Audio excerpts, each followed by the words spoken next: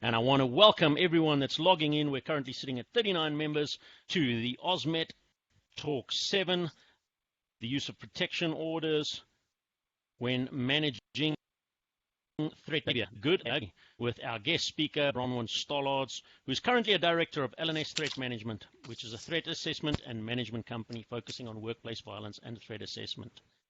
I'm going to quickly ask our president, Gerard Labuschagne, if he wouldn't mind offering a few words, both from his experience and partnership with Gerard, with Bronwyn, and thereafter we're going to hand over to Bronwyn and ask her to educate us and organize our mind. Gerard. Again, thanks everybody. As Andrew might have pointed out before some of you came online, we've had the biggest sign up for out of all of our talks so far, and I think it's just increased with every talk we've had, and that's really great. And of course, it's fantastic for us to see the interest from our overseas members from different associations. And of course, the topic is protection orders. I think most countries have some format of a protection order, and although the laws might be different, I think also what we want people to take away from this is, people have a misperception of how these can be used in the threat assessment process, and whether they're good, whether they help, whether they increase the risk is going to be generic no matter where you are, although the laws of how they work might be a little bit different. So again, thank you and welcome.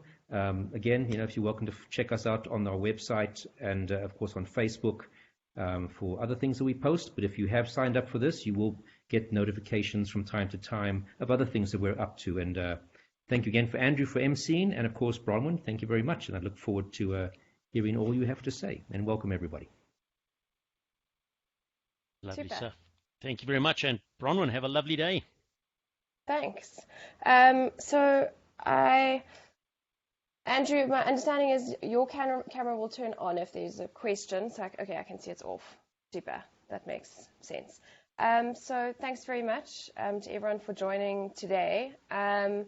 I have, just in listening to some of the people who here, have heard, that a lot of people seem to be joining us from overseas, and I actually have spent time in my presentation going through some of our legal stuff around obtaining a protection order and how that process works. And I think I felt that was important because although the legal side can be a bit boring and lengthy, I think that it's important for us in this industry to understand how protection orders work in South Africa, not that it's just this unicorn, that when we all of a sudden need one, with it we're then struggling to find information about how we go about obtaining one. So for those of you who are overseas, I'm sorry, the legal side of things is not really relevant to you, but I felt it was important for the talk. Okay, so thanks to Andrew and Gerard. As mentioned already, I am an AFTAP board member. I'm a clinical psychologist by training and background. I worked in the South African Police Service's investigative psychology section. I am a certified threat manager with ATAP, and I'm a director at LNS Threat Management.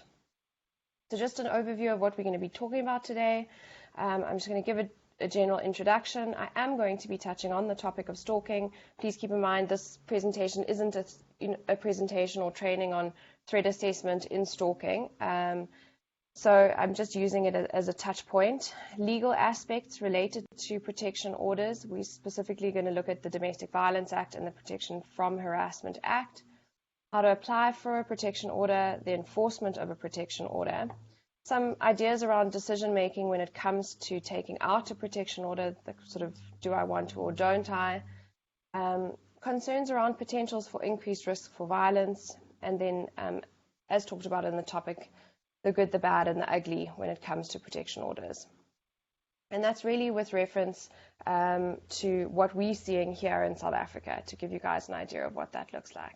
I'm just going to move my little screen across because I can't seem to see very well. I can't see my slides very well. Okay, so what is a protection order in South Africa? It's a legal instrument issued by the courts, which is intended to protect a person by outlining the behavior that another person must desist from engaging in under threat of arrest for transgressing a court order. It's used to obtain protection in stalking and harassment cases or behavior, or the threat of future acts of violence, or to prevent the future acts of violence. In South Africa, our protection orders are either issued under the Domestic Violence Act or under the Protection from Harassment Act. So just a little bit of a brief background. Unfortunately, stalking is a topic that in South Africa, I think we're not alone in this instance, but is really under-researched. We've also struggled to find an effective criminal justice response to stalking. And this despite the fact that stalking encompasses a huge range of behavior and affects or can affect just about anybody. So romantic partners, judicial officials, law enforcement, public officers, mental health care workers, journalists, anyone can be the victim of stalking. But most people are stalked by a previous intimate partner or a casual acquaintance, and it is much less common to be stalked by a stranger, unless you're a celebrity, which I'm presuming none of you are. But there is no criminal charge when it comes to stalking in South Africa. And I'm going to talk a little bit about this just now, although stalking is referenced in the Domestic Violence Act. Okay, so just in terms of academic definitions of stalking, we're talking about a constellation of behaviors in which an individual inflicts upon another repeated and unwanted intrusions and communications that are frequently chronic in nature. Sorry, my screen keeps changing before I'm ready for it to. I think it's my mouse. I'm going to turn it off. Another definition that we use is unwanted and repeated communication, contact, and other conduct that deliberately or recklessly causes people to experience reasonable fear for their safety or the safety of others known to them. So, as I mentioned, even though there's no law in South Africa that talks about stalking, and there's no crime specifically called stalking, it does not mean that the behaviors that constitute stalking are not criminal in nature and already existing in South African law. So some of the behaviors that we see in stalking behavior can be found under the Intimidation Act, the Domestic Violence Act, the Sexual Offences Act, the Films and Publications Act, obviously the Protection from Harassment Act, Trespass Act, and the Electronic Communications and Transactions Act, as well as Interception and Monitoring Prohibition Act. But what we do unfortunately frequently see is a victim walking into a police station and saying to the member in the charge office, "I'm being stalked," or "I want to open up a case of stalking." And the feedback that they get is, well, there's no such crime as stalking, or the threatening behavior that you're experiencing is just a threat. He hasn't done anything yet, or she hasn't done anything yet. And therefore, victims, I think, really struggle to understand how to access the justice system when they experience harassment or stalking behavior. And it can be a significant deterrent for victims because of this lack of knowledge around how to access assistance. Okay. So example of some of the behaviors that I was talking about just now that make up stalking behavior that could be charged in terms of other acts or other laws already available in South Africa would be examples of stalkers sending threatening messages that's saying he's going to come to your house and beat you up, is actually potentially a charge of assault under Part B of our Criminal Offences Act. Assault also references the individual inspiring the belief in the victim that they are going to be assaulted. A stalker who calls you and swears at you over the phone, criminanuria, so insulting the dignity of another person. A stalker who accesses your Gmail or Facebook, so for example, hacks your Gmail or your Facebook account in order to flood your Gmail account or send false emails from your account, can actually be looked at in terms of the Electronic Communications and Transactions Act. And just an interesting one on that point, recently we had a case, it was in the news in South Africa, of a 13-year-old girl who received numerous threats via Instagram, so Instagram being owned by Facebook, that were sexually violent in nature, threatened to murder her, threatened gang rape, were really, really atrocious threats and images that this girl received via her Instagram account from someone unknown to her. The account was unknown to her. And because of the nature of the threats and how long they lasted, the school was actually assisted by Emma Sadler, who's a very well-known social media attorney in South Africa, and a legal team. And they actually went to High Court in June to lodge an application against Facebook to have Facebook release the details of the owner of the Instagram account, so that this girl could somehow deal with the threat that she was facing, because there was a strong suspicion that this was someone that she was at school with.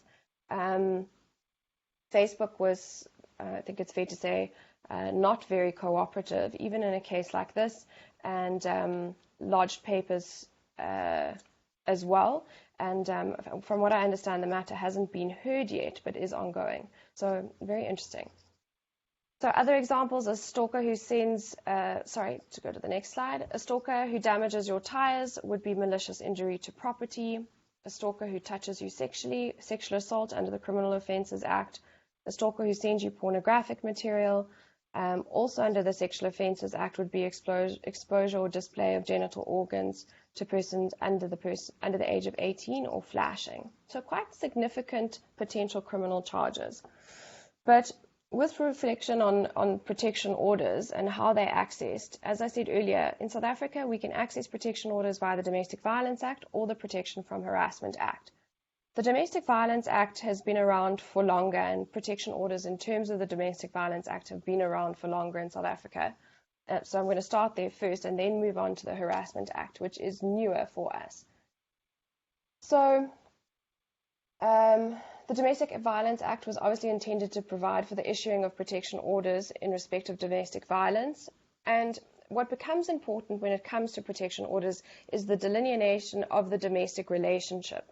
So what they talk about in the Act is any previous marriage under any custom, law, or religion, living together with the person in a nature of marriage, parents of a child, or who have parental rights and responsibilities to a child that they share, so that would include a child that they, for example, adopted together, are family members by blood, affinity, or adoption, are or were engaged, dating, including actual perceived romantic relationships, and that's important, the perceived romantic relationship, intimate or sexual relationships of any duration, or if the people have shared the same residence at any point. And very importantly, or if at any time in the past they were in such a relationship that would have fallen under one of these categories. The Domestic Violence Act then, and I'm not going to go into it in detail, I think if I've populated the slides quite heavily, just so that you can use it as a reference or a resource, but it, in terms of a definition, obviously talks about the physical, sexual, verbal, emotional, psychological abuse, intimidation, harassment, stalking, damage to property, and other controlling or abusive behaviors towards the complainant.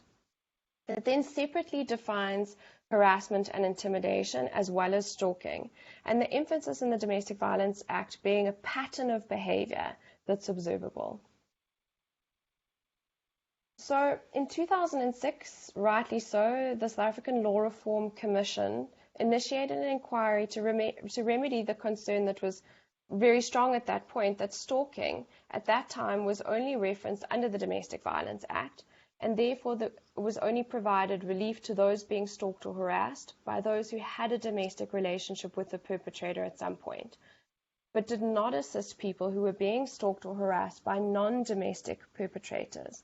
So if your suspect, the relationship with your suspect did not fall under the Domestic Violence Act's description of a domestic relationship, you were not able to obtain a protection order against them, and we were relying on civil interdicts, which were more difficult to obtain. Fortunately, the outcome, although sometime later, was that the Protection from Harassment Act came into effect in April 2013. And its definition of harassment differs from the one that we see in the Domestic Violence Act. In many respects, it's much more comprehensive. It doesn't have a definition for stalking either, and I think the fact that internationally definitions for stalking have been difficult to grasp, just from a research point of view, perhaps is why it was steered away from. But it also doesn't have a definition for intimidation, but it does look at a definition for sexual harassment. So what the Act focuses on then is the behavior, or the observable behavior. One of the biggest differences is that while a domestic violence victim, by definition, would know the identity of their stalker. So if I'm obtaining a protection order under the Domestic Violence Act, it's logical that I would know the identity of my stalker.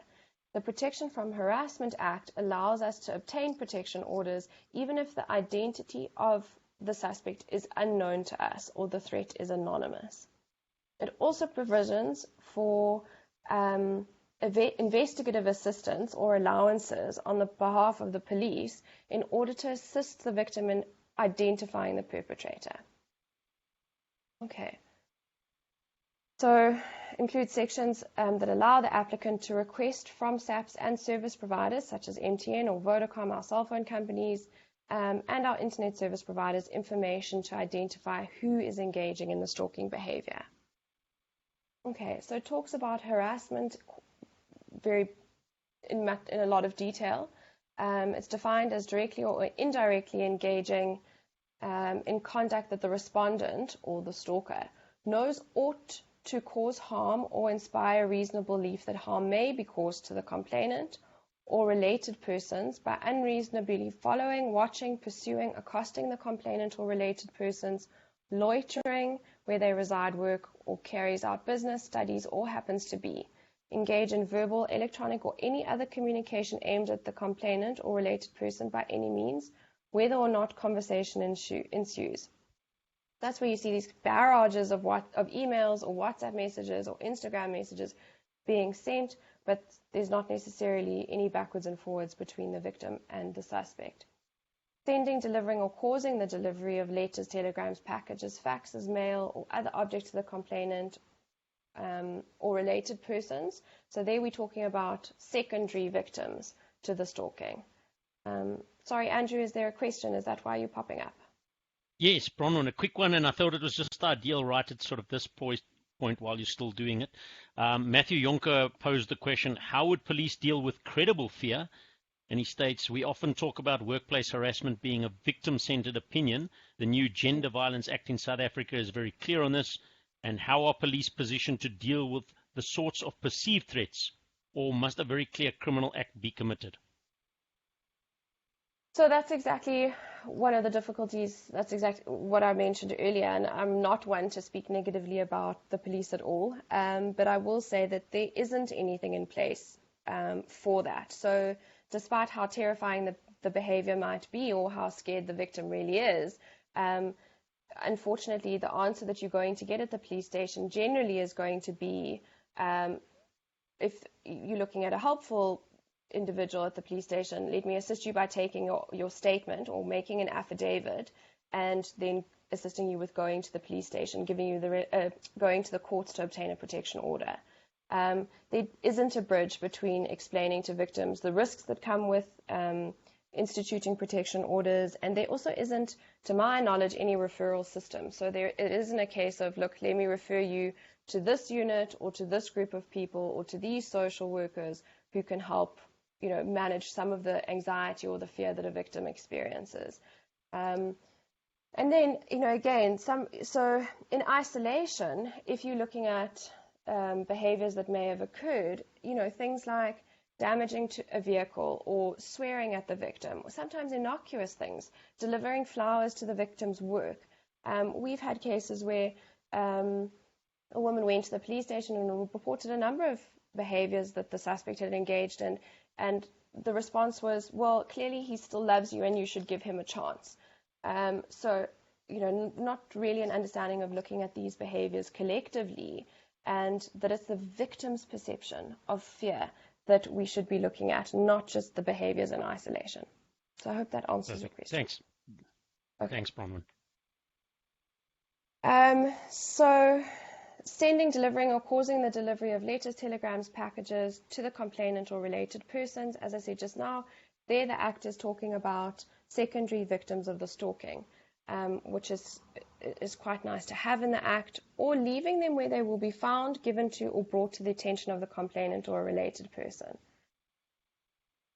Okay, so if we have a look at kind of an Act versus Act, the Domestic Violence Act only refers to repeated phone calls in terms of communication, whereas the Protection from Harassment Act speaks to electronic or any other forms of communication. And as I mentioned earlier, obviously in today's technological age, we need to have that sort of a broad statement. The Domestic Violence Act looks as a pattern of conduct to be evident, whereas the Protection from Harassment Act requires that the offender engage in the conduct directly or indirectly. Support is given in the Harassment Act in identifying who the stalker is, very important. Harassment Act includes directly or indirectly engaging in conduct that the respondent knows or ought to have known would amount to sexual harassment of the complainant or related persons. And as I said earlier, includes a very nice clause around secondary victims, which tend to be family, friends, co-workers, new romantic partners of an individual who are targeted because of their proximity to the main victim. Okay. So, applying for a protection order, not to get too much into the legal jargon side of things, but applying for a protection order is what we call ex parte, which means that it is brought by the complainant without notice being given initially to the respondent. So I go to court in order to obtain a protection order, and I'll explain the process in a little bit more detail, but the respondent isn't immediately notified. Both acts, the Domestic Violence Act and the Protection from Harassment Act, make for provisions for the application to be brought on the behalf of a complainant by another person who has material interest in the well-being of a complainant, and the application for a protection order is by affidavit as well as by relevant documentation that's either given to you at court by the clerk or can be obtained at the police station. The prescribed form can either be completed in full by the complainant or by the clerk of the court, or an attorney can assist a complainant with writing an affidavit. Obviously, best case scenario. There was something that I needed to mention here. Oh, sorry, as well. Children can also make applications in South Africa for a protection order. So this is just the front page of each of these forms. Form 2 on the left, application for a protection order in terms of the Domestic Violence Act. It's about 7 pages. It does give space to be detailed of what the behavior is, who the suspect is, etc., etc. But obviously you're going to attach an affidavit to this form, and supporting documentation like statements or police medical records are often also attached to this initial document.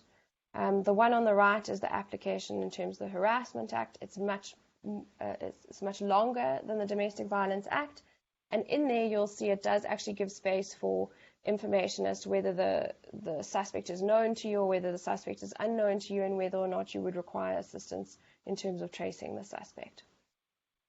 Okay, so just an overview of the process. An application and affidavits are lodged with the clerk of the court, who then submits them to court. So you make your affidavit, you fill out those forms, and you go to the court that's within your residential area, and that court then has jurisdiction. If the court is satisfied that there is enough evidence initially that the respondent or the suspect is committing or has committed an act of domestic violence or harassment, or that undue hardship may be suffered by the applicant or the victim, should I say, if a protection order isn't issued, then an interim protection order is issued. Once that interim protection order will outline the behavior that the suspect or the respondent, in the legal terms, can and can't engage in. So it will say, can't come to the workplace, can't come visit the home, isn't to send messages, emails, fax, communication, etc., etc. What then happens is that interim order, as well as a copy of the application and a record of any additional evidence which was considered by the court in making up that decision around granting the interim order, must be served on the respondent. So it's then given by the SAPS to the respondent or the suspect with a return date that's normally about 1 to 3 months thereafter, at which time the suspect has the opportunity to come to court to argue why a final protection order shouldn't be issued. So there's actually, at that phase, a trial of sorts that takes place, where both parties might testify, and additional evidence can be brought. The interim protection order is only enforced, very importantly, once it's been served on the respondent. So there has to be that successful serving of the interim protection order on the respondent in order for it to become valid. So once that return of service has been given to the clerk of court by SAPS, confirming that the interim order has been served, a warrant of arrest, which authorizes the arrest of the respondent, must be served or given to the complainant. The warrant's execution is then suspended, so that's very important, and this suspension is subject to the respondent complying with any of the prohibitions, conditions, or obligations in the interim order that are imposed by the court. So basically, you get a copy of a warrant for arrest, but it is a suspended warrant pending the individual doing anything that infringes on the protection order. So what happens if the suspect or the respondent doesn't come to court or doesn't appear on the return date? The court must issue a final protection order. The copy of a final protection order and the warrant of arrest is then forwarded to the police station of the applicant's choice, so obviously where you reside. The applicant then retains a copy of the court order and the warrant for arrest, which then they need to be keeping on them at all times. The domestic violence order remains in effect until it's set aside. Okay, a protection order under the Harassment Act remains in effect for a period of 5 years or until such time as the court may determine on good cause shown that it should no longer be in force or unless it's set aside by the court. And I see recently in the news, I don't know if anybody else has seen it, that there are talks about proposing a bill to put forward that application for protection orders are to happen online.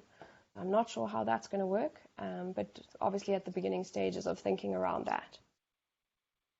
Okay, so how do we then enforce a protection order? How does a protection order actually work?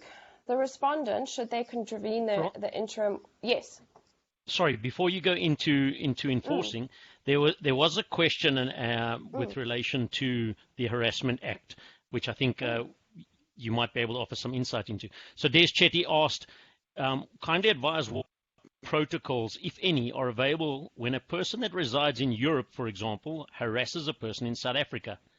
When the person residing in South Africa knows the individual and, for example, they may have been friends prior to the harasser returning back to Europe. Is there any sort of process? And there was a comment that another colleague posted there where he said, you know, it's a good comment being a very global world where harassment can actually take the form of digital. Is there anything that you'd be aware of in that aspect? So I haven't had a case like that, but I think, yes, it is very relevant. And as I said, you know, that the case of that young girl, the 13-year-old girl who made the application with regards to wanting to know the identity of the suspect on Instagram, is exactly that, because we have so many mediums now for harassment to take place.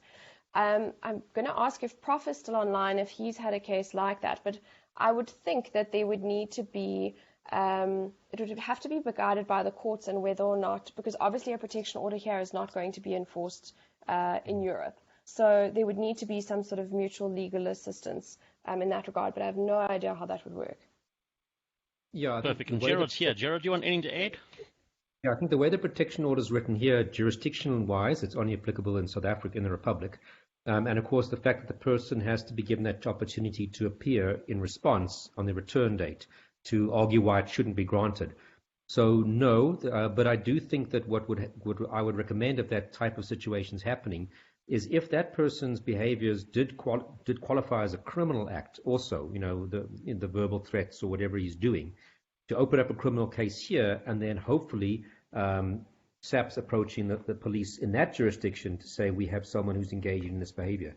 You might find also that behavior there is a criminal act, and steps could be initiated by the police there. So I think that might be a more viable option. But the protection order as it stands, I don't think you could take it out knowing that the person is actually living overseas and that it would have any effect outside. I don't think it would be granted, and it wouldn't have any effect outside the country. And I think if I might comment and add, again, the idea of having AFATAP and sister taps across the globe, and we do have partners with us today. If members do have questions like that, please do reach out to us and allow us to engage with our sister taps, and they can offer us some insight and guidance where we could help you support your victims. And then Bronwyn, sorry, another question came in that was very, very ideal at this point in time, from David Benson, and he says, is the person's place of employment automatically included on the protection order? Can places of employment apply for a protection order, or is a human victim required? So it's in relation to the person, but I think it would be detailed then on the protection order that not to, approach the person at their places of work, because if you look at the documentation that's filled out, it does there say where is your place of residence, where is your place of work. So yes, it's in relation to the person, but it would be stated that the person is not to approach them at work or go to the person's place of work. Great stuff.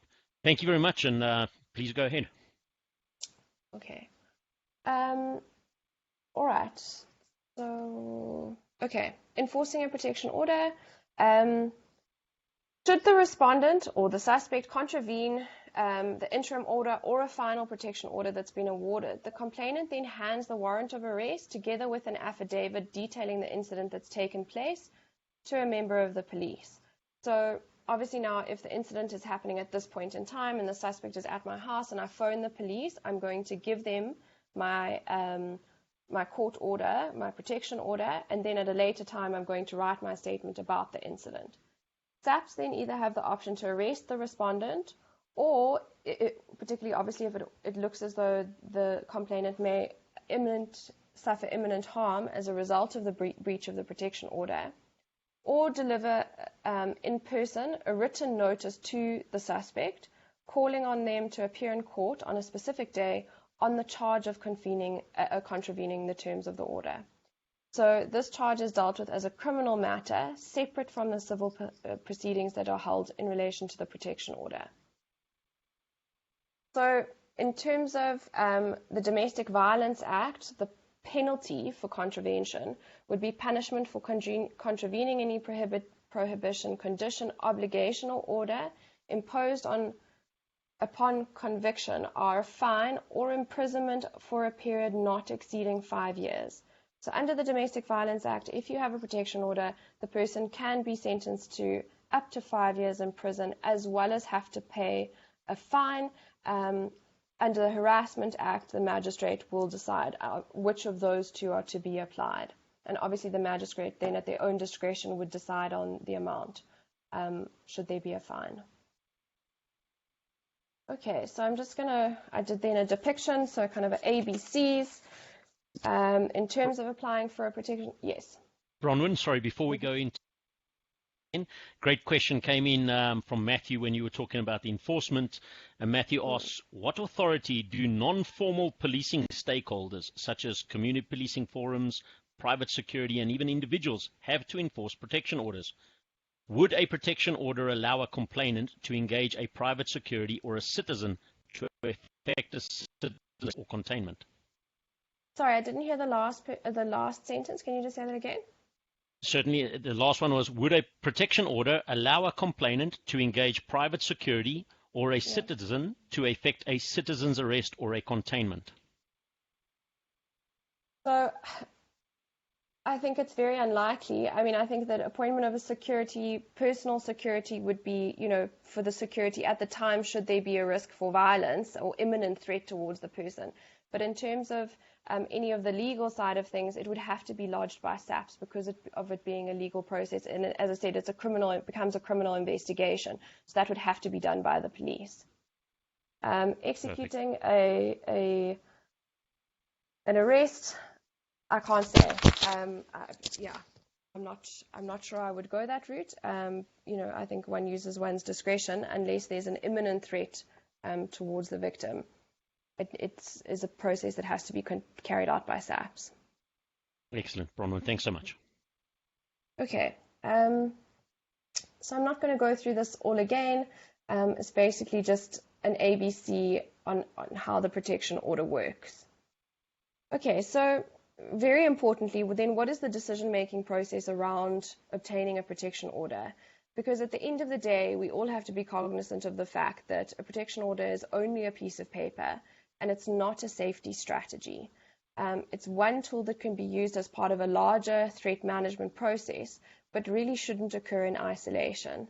There are many variables in any matter, as well as potential outcomes that would need to be considered in a threat assessment before a management strategy is implemented. So for those of you who are not very familiar with the threat assessment process, we do use structured professional guidelines such as the SAM and the BSAFER, which help inform us of the level of risk and thus help us decide around or make decisions around whether or not obtaining a protection order in a particular matter is an appropriate next step. And I think that's why I mentioned earlier that issue around the bridge for victims being missing between SAPS and obtaining a protection order. Because if you are just being told, obtain a protection order, we can't do anything about this, it's just a threat, he hasn't done anything, it's not taking into consideration the other concerning behaviors that may occur should the person get a protection order. And I'm going to talk about some of the negatives around protection orders just now. But it's really a silo effect that then happens between SAPS and the courts and how that process should work. And there's really no hand-holding whatsoever for victims in this process, which, of course, is very difficult. So basically, getting a protection order really is not always the go-to first point.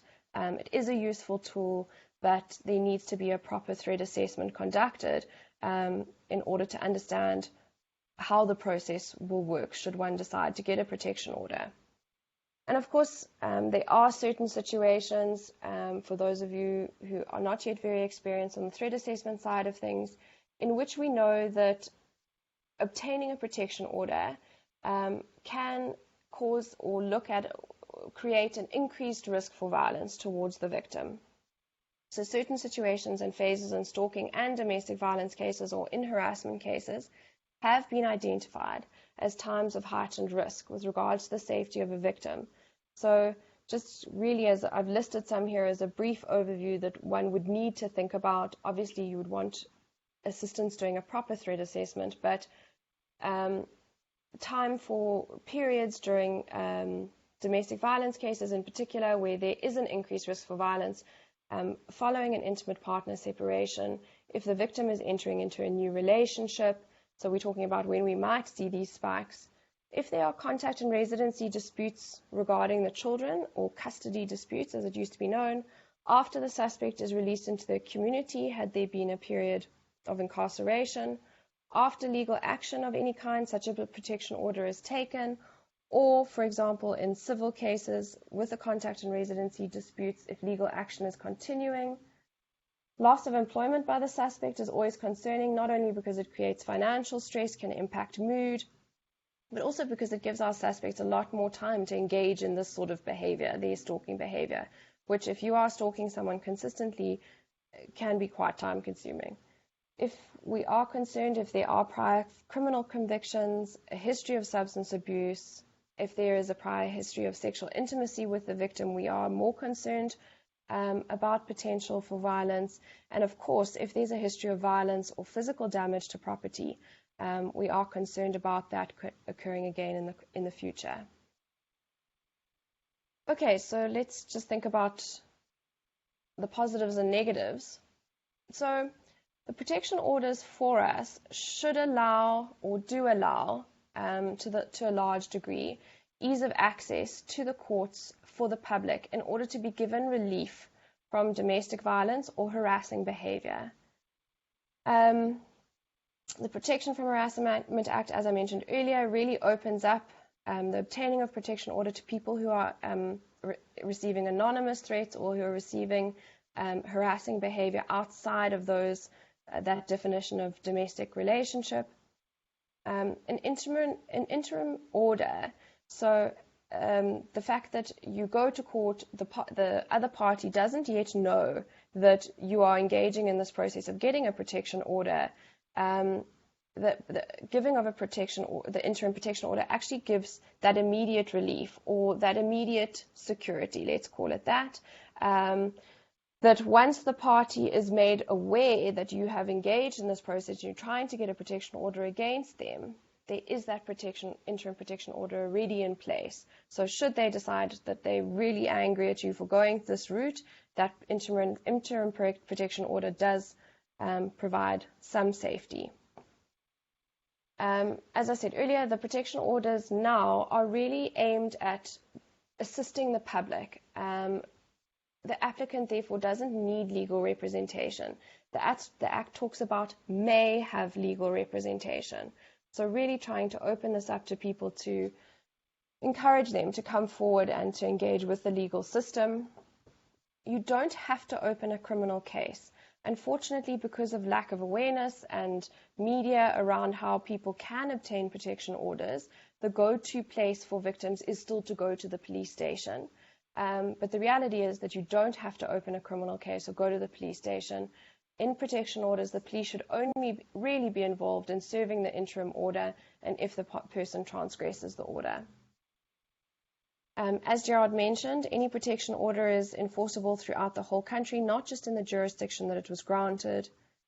It should ideally also allow the victim faster access and action by the SAPS. So by virtue of the fact that you're in possession of a protection order, when you make the phone call to 10111 to say, I'm in possession of protection order, the suspect is here or he's transgressing the protection order, should generate more concern on the part of SAPS, which is what we want. And I have heard of cases where, in domestic violence cases, where SAPS are arriving on scene and asking the victim, do you have a protection order? Yes or no? No, sorry, then he is actually still allowed to be here, for example. An appeal process, in terms of the protection order, doesn't automatically set the order aside. Okay, some of the negatives. Unfortunately, it is a situation and a process that can be abused by vexatious litigants, and that is the downside of the ex parte process. So that is the downside of the fact that anybody can go to court and try to obtain an interdict or a protection order without you being notified, and tomorrow you're at work and you receive SAPS are at your door and they issue you with a protection order and a notice to return to court. Okay, very stressful. There are things in the Act that protect against fabrication or lying under oath, so you can be liable for prosecution should a vexatious litigant try to lie under oath. It is obviously misused, unfortunately, in divorce proceedings as well. What we do see is this kind of flurry of activity in divorce proceedings where one party applies for a protection order, I believe, often to make the other party look as horrible as possible, particularly when there are contact and residency disputes with children.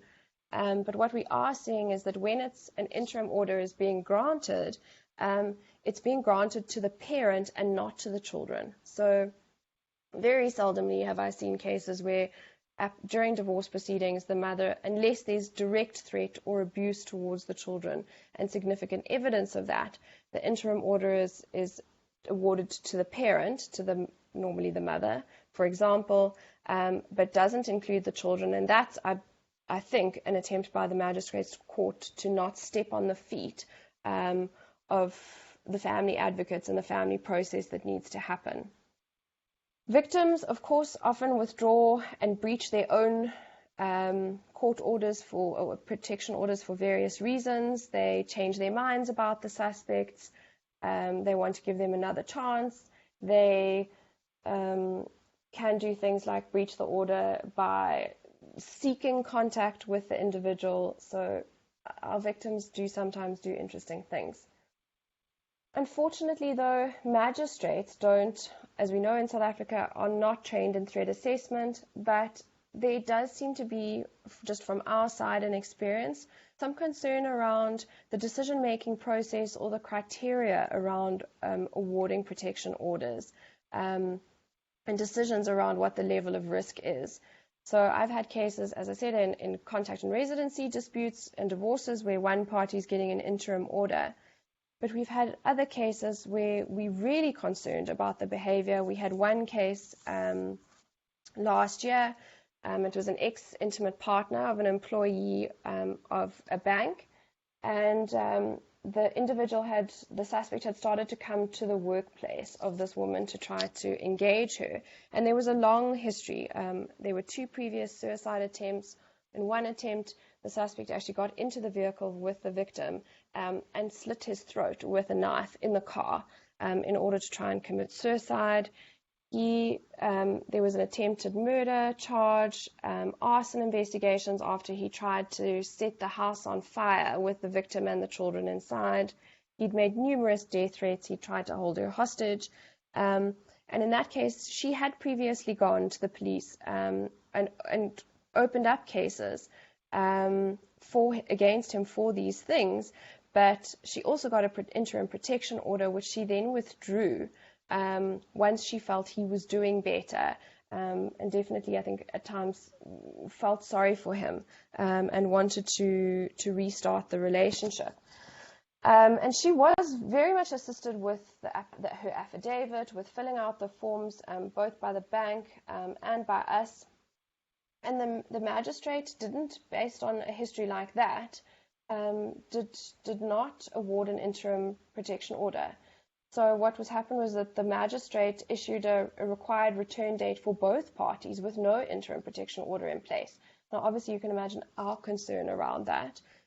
She's made these affidavits, she's got all of this evidence, and there's no interim protection order, and then these documents are about to be served on him.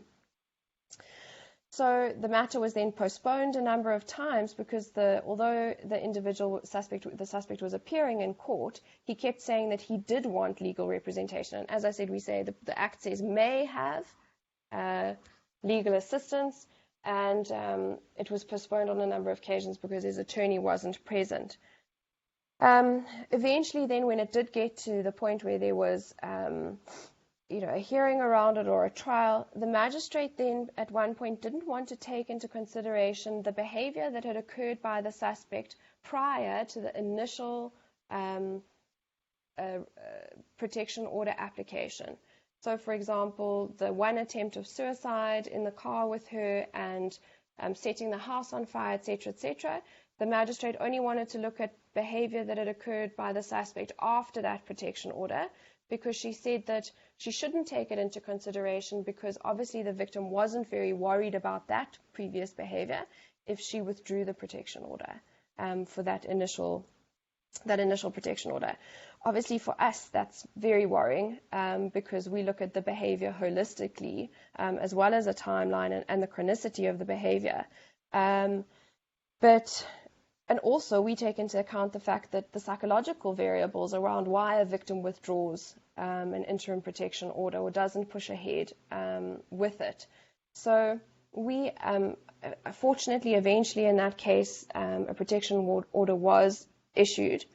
But yeah, we've seen some interesting things in the courts. And as I said, I don't think I'm not generalizing.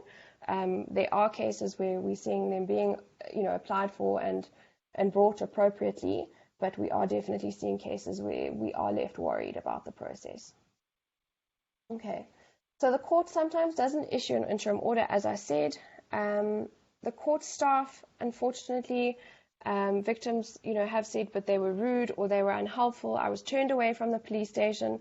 Now I get to court and no one can give me instructions or directions as to where the clerk of the court is for harassment cases.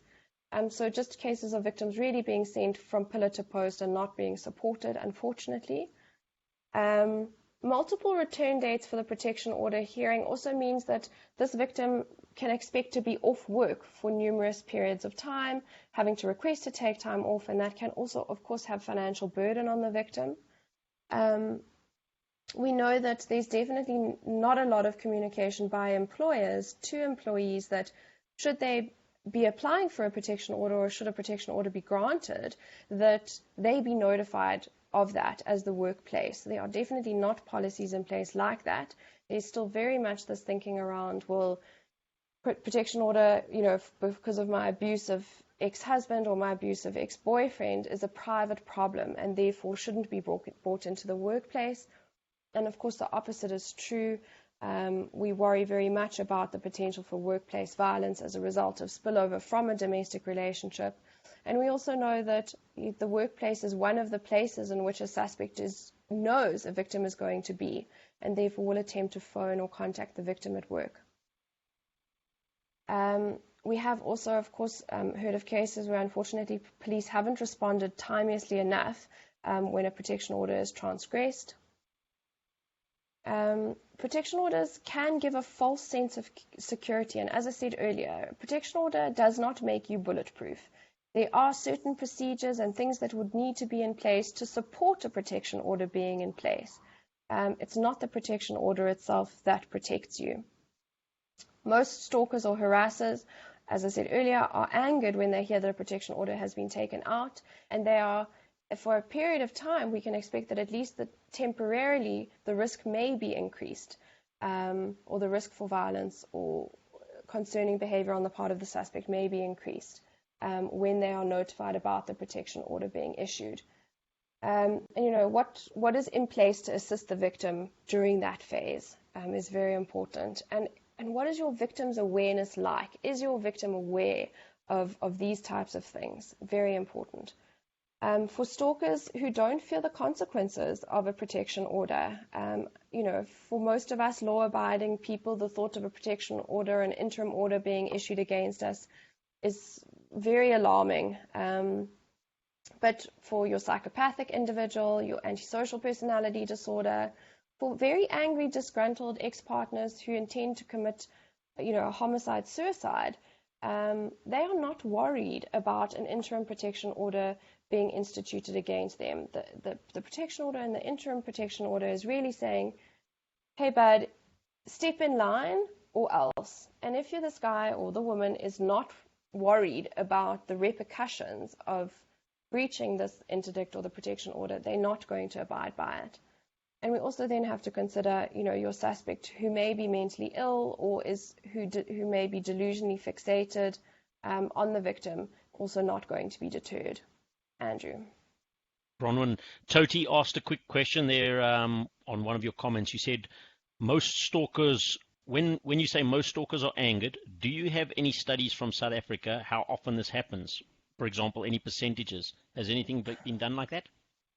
So, thanks, Toti. No. So in South Africa, we actually only have 2 studies that have been done on stalking. One that was done on online communication and online electronic harassment. The second one, a very small study that was done by interviewing victims who were obtaining protection orders. So we have unfortunately, very little research on these types of issues. But I think it is a logical next step in some cases to have to consider the fact that a suspect may be upset or angered by a protection order. And I think it's that point where it makes us look at, okay, well, hypothetically, if he is upset about this, what are the other things that we have in place to manage this situation? Great stuff. Thank you very much. So for stalkers, so as I've said, for some stalkers, a protection order is not going to stop the behavior. People who are illiterate or who struggle with reading and writing, people who do not have the finances to appoint an attorney or to appoint someone to assist them with this process, will definitely have difficulty compiling and completing an adequate affidavit. We always hope that they will be assisted by the clerk of the court, whose job it is to assist them in this way, but it is a downside. Okay, and at that point, any easy questions other than the ones that I've had? Well, you've had some fantastic questions because you've answered them excellently, Bronwyn. I tell you what, ladies and gentlemen, we now do allow you to please open up your cameras, take yourself off mute, engage in a conversation. And so, David, I would actually, as opposed to posing the question for you, if you would like to open up the question and answer opportunity direct to Bronwyn with your last question that you'd posed. Yeah, absolutely. This is Dave Benson from ATAP Florida chapter. Thank you so much, Bronwyn, for a great presentation. It's really useful to kind of compare notes on what we're kind of dealing with here in the States and what you all are dealing with. And so my question is, one of the things that we wrestle with here in the States is the effectiveness of orders of protection as a deterrent. I always teach it should not be automatic, but should be discussed and utilized on a case-by-case basis. Any any South African stats specific on this issue? Thank you. Thanks, David. No, and I mean exactly the same process for us, very much on a case-by-case basis and informed obviously by an assessment. So no, as I said in answering Toti's question, we don't have any statistics and we're desperately in need of this research in this area to be done. So we don't know how effective our protection orders are. One, in terms of being a deterrent, nor how often they are being breached by suspects. I can only speak from personal experience, both in the police and now in the corporate environment. Outside of that, I definitely think in the large majority of cases,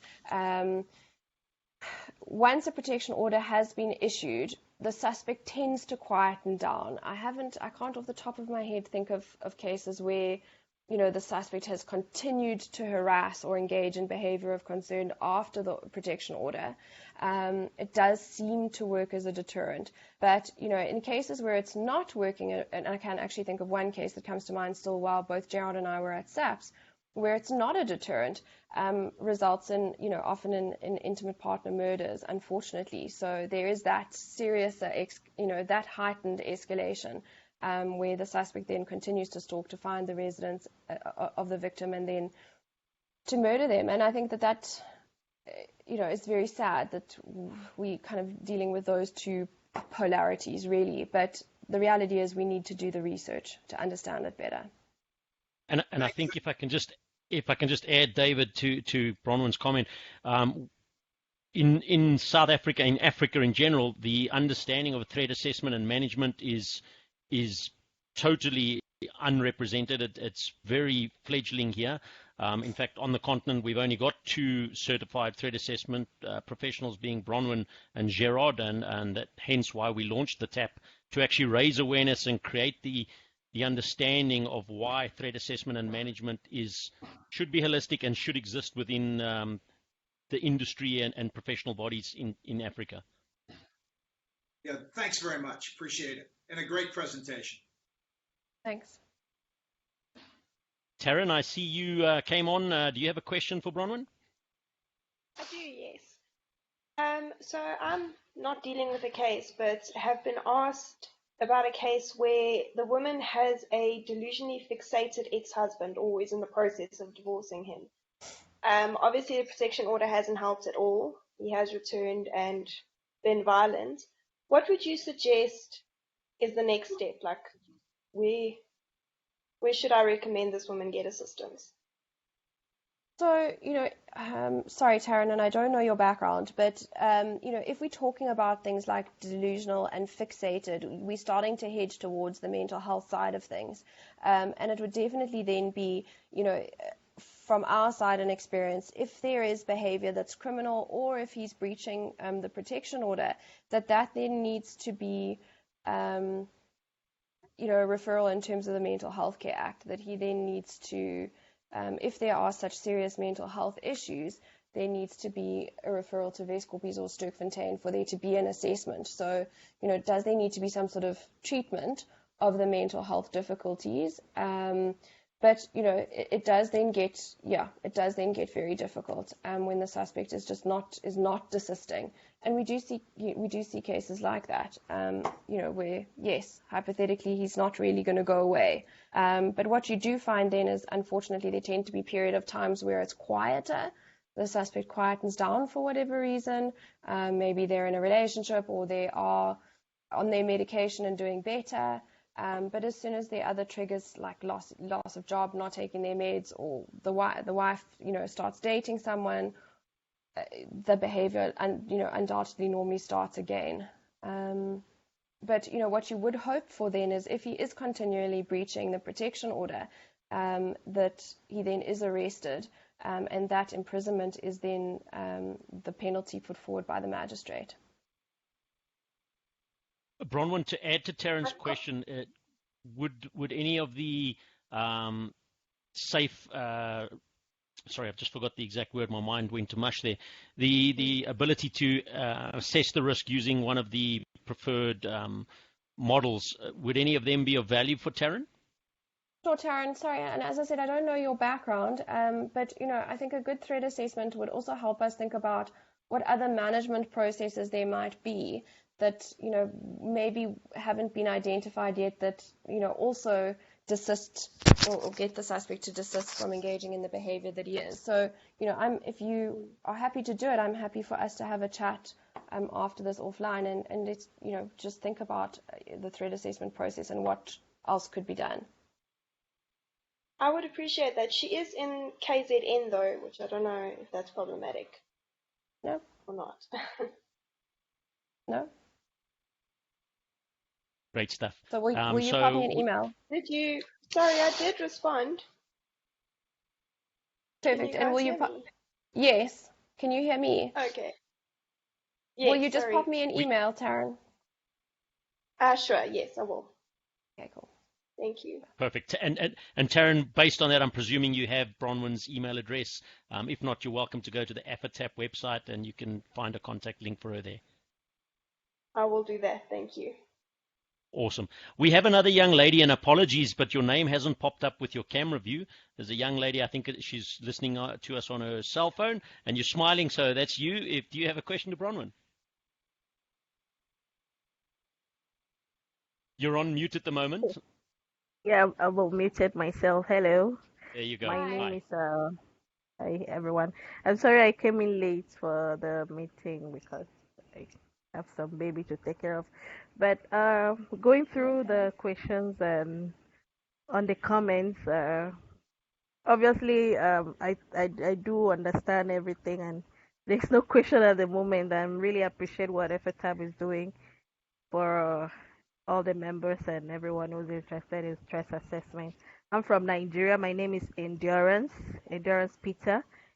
So I'm unemployed at the moment, but I'm gaining my knowledge and learning about the career and the prospective problems and solutions that comes on whenever I want to start practicing. So thank you so much. Thanks very much, Endurance. Thanks. Awesome, Endurance, and obviously great to have you from Nigeria. I'm sure you're aware of the great work that your ACES chapter out in Nigeria is doing. So help spread the word about AFATAP and reach out to us at any time. Sure, I'll do that. Thank you so much, Andrew. Thank you. Great stuff. Hey, Matthew, you've come online. Do you have a question? You're on mute. Hi, Andrew. Thanks for the ongoing presentations. They're really great when I do get to watch them. Otherwise, I catch them up on video. So this is not official company policy by any means. I'm saying this in my private capacity. But I'd be very interested what Bronwyn's thoughts, and of course, any of our business partners out there, what their thoughts on training private security people to do victim support, trauma management. So I've recently tabled this with my company manager. So as I said, it's not company policy yet, but it's something I'm fascinated about in trying to teach private security and other non-policing assets to effectively channel potential victims, do literally on-site threat assessments with regards to home violence, workplace violence, and domestic violence, so that we can support the police and obviously threat assessment professionals to protect people and also to add value to the security industry, taking it beyond security and obviously supporting people and our families and other stakeholders. Thank you. Thanks. Yeah, thanks for that question. Definitely. I mean, I think that, victim support, you don't have to be a mental health practitioner or, of any kind of background to be able to provide support, to someone who's going through the process like this. And I think that, and I mean, I stand to be corrected by the other TAP professionals that we have on the line, but I think a fundamental of the threat assessment process is understanding the relationship or, the perspective of the victim during the threat assessment. So in South Africa, as I said, I definitely think that our victims are not held psychologically or emotionally or given any of those bridges into, where they can access this or where they can access that. It all feels very far away. So yes, definitely. I think it's something that security individuals can definitely to be educated on the protection order process, to be able to support victims, to give them options is definitely something that we would like to see. Because, as I said, protection orders are really something that should be accessible to everybody. But if victims don't know those options are out there, and the police station is saying to them, we can't do anything about it, we need to, as a community, be talking more about access to protection orders and how they work.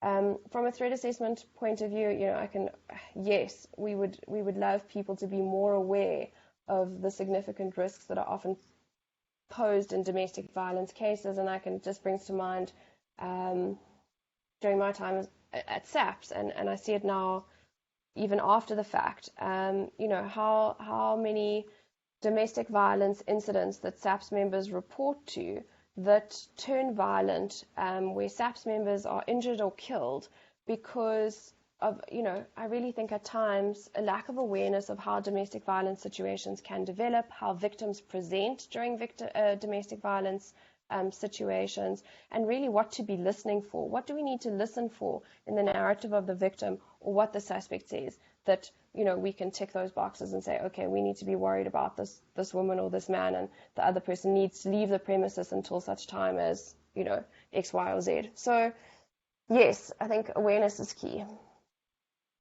I think if I can add to everything that Bronwyn shared, Matthew, is, look, in order for the industry to improve and to lift itself up and add that bottom value, as opposed to the traditional experience that society and business has about security, it's a great opportunity. It's very critical, however, that you are selecting and educating or putting the time, energy, and effort into training the people. Obviously, being a person that deals with counseling or tries to help with counseling, I'm sorry, I'm getting a bit of feedback, but you're feeding off a lot of people's energy at the time when you're listening to their life story.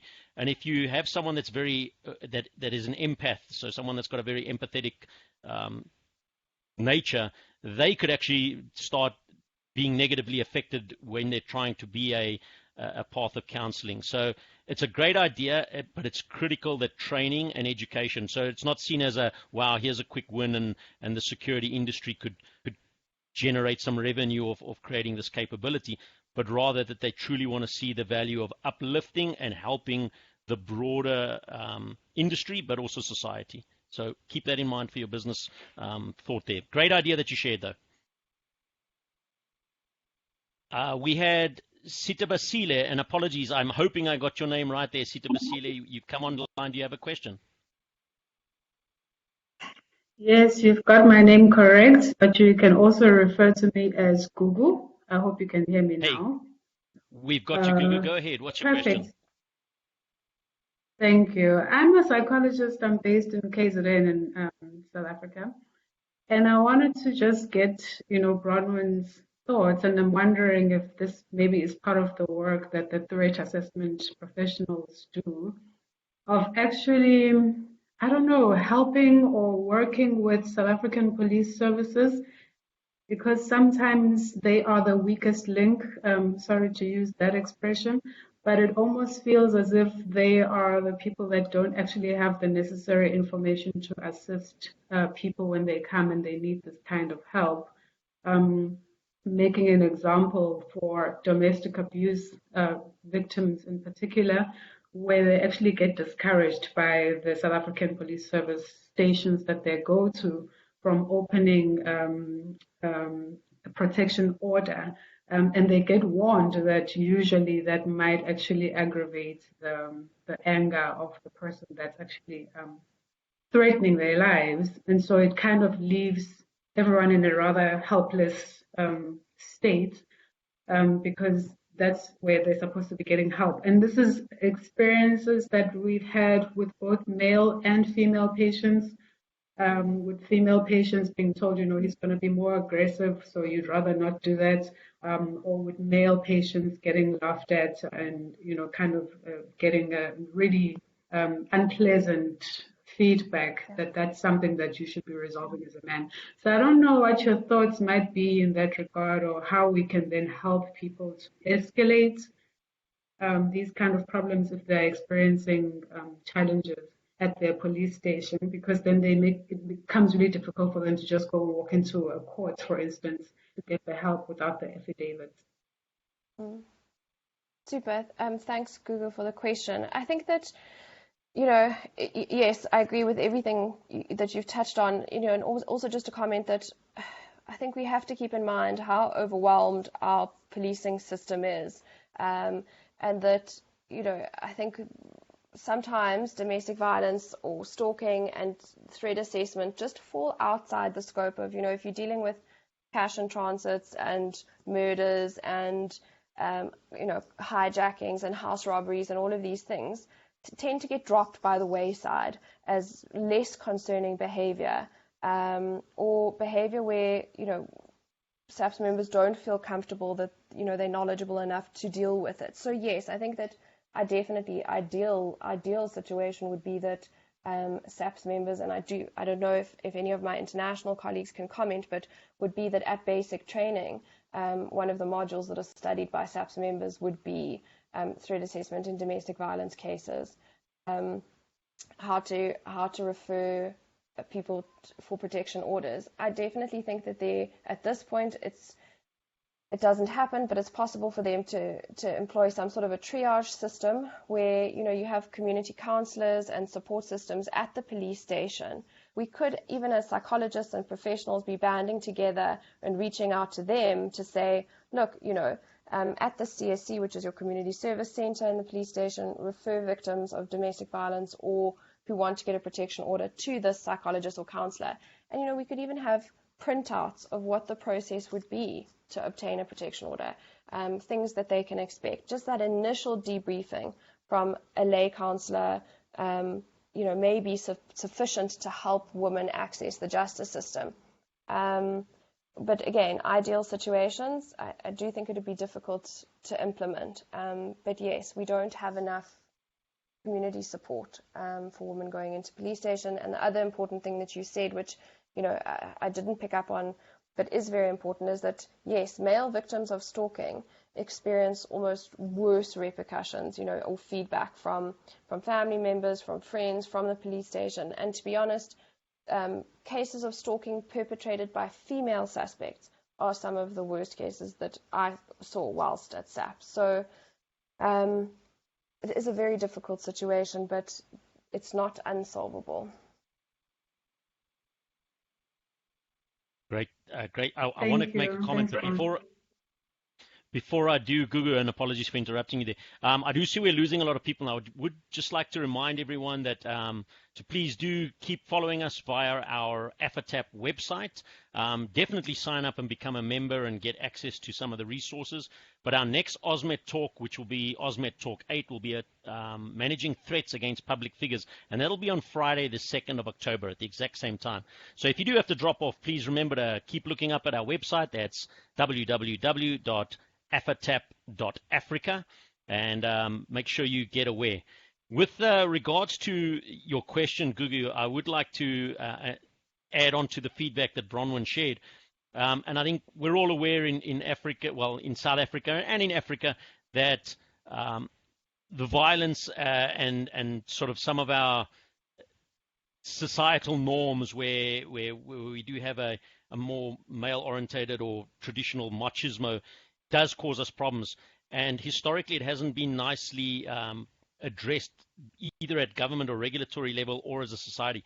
But I think what's got a great opportunity in South Africa is there has been some movement, and we can see that evident in the recent draft code of good practice on the prevention and elimination of violence and harassment in the world of work.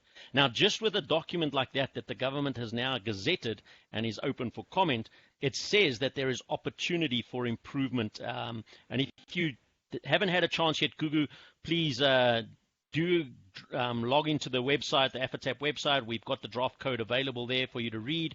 People are all at the moment allowed to comment on it and feed that back to Shift or perhaps create opportunity for improvement.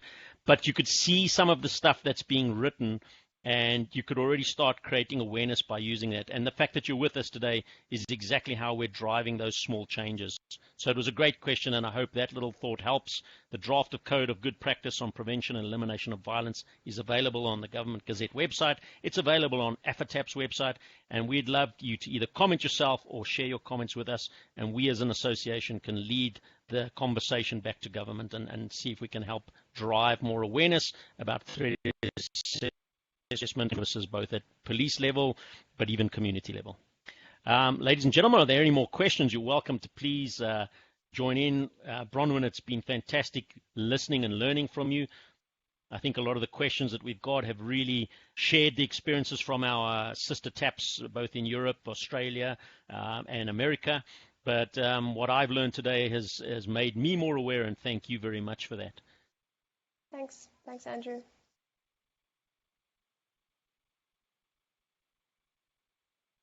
So it doesn't look like we're having anyone come in with any further questions. So once again, to everyone, we have Al-Marie that's joined us there. Al-Marie, you have a question for Bronwyn? No, I don't have a question. Sorry, I have to drop off for another meeting. Oh, well, it was lovely having you with us once again. Thanks so much.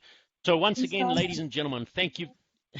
Thank you very much to Bronwyn Stollards, board member of AFATAP, and also a certified threat assessment manager, one of only 2 on the African continent at present. Thank you very much for enlightening us and organizing our mind today. Ladies and gentlemen, please do join us again on the 2nd of October at the same time for our AUSMET 8 series talk. And for those of you that weren't able to stay behind, we will have the recording up within the next 2 weeks where you'd be able to see all the AUSMET series that we've had so far.